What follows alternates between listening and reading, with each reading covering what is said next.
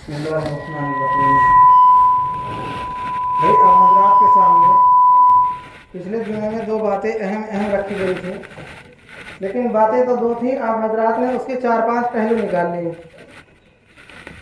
जहाँ तक आप हजरात को बात बताई जाए, होना तो ये चाहिए या तो वहाँ तक बात को महदूद रखा जाए या बात को न माना जाए।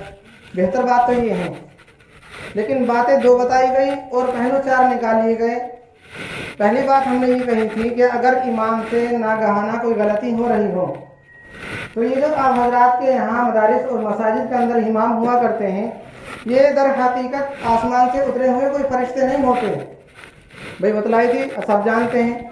अगर इमाम से कोई गलती हो रही हो और उसको कोई इंसान समझ रहा हो तो बेहतर बात यह है कि अगर शरई एतबार से वो गलती हकीकत में गलती है तो उस इंसान को इमाम के पास आना चाहिए और बिठाकर बतलाना चाहिए, भाई ये आपका तर्ज अमल गलत है, इसको ना करें। अगर वो शरई एतबार से इस्लाम के अंदर मौजूद हैं तो वो इमाम या तो आप हजरात को समझा देगा, अगर शरीयत के एतबार से है तो आपको एक नई बात मसले की मालूम होगी ताकि आप भी उसके ऊपर अमल करें।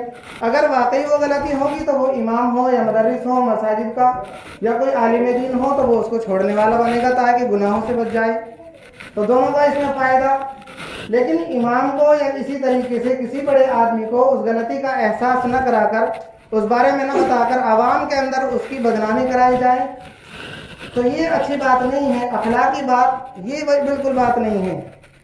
क्योंकि सुधरना उस इंसान को है जो गलती कर रहा हो, आवाम को नहीं सुधरना। आवाम के अंदर अगर उसकी बदनामी हो रही है तो आवाम सिर्फ उसकी भी बेइज्जती करेगी, आपकी भी बेइज्जती करेगी। इमाम की बेइज्जती इसलिए करेगी क्योंकि आपका इमाम इस तरीके से गलती कर रहा है, उसकी बेइज्जती इसलिए करेगी कि आपका इमाम गलती कर रहा है, आप उसको रोक नहीं सकते। और हुबहू जब आप हजरात अपने इमाम के पास आएंगे, उसको बताएंगे और वो खुद रुकेगा तो आप हजरात को भी उस गलती के बताने का सवाब मिलेगा और इस इमाम को भी गलती से रुकने का सवाब होगा। तो दोनों फायदे हो गए।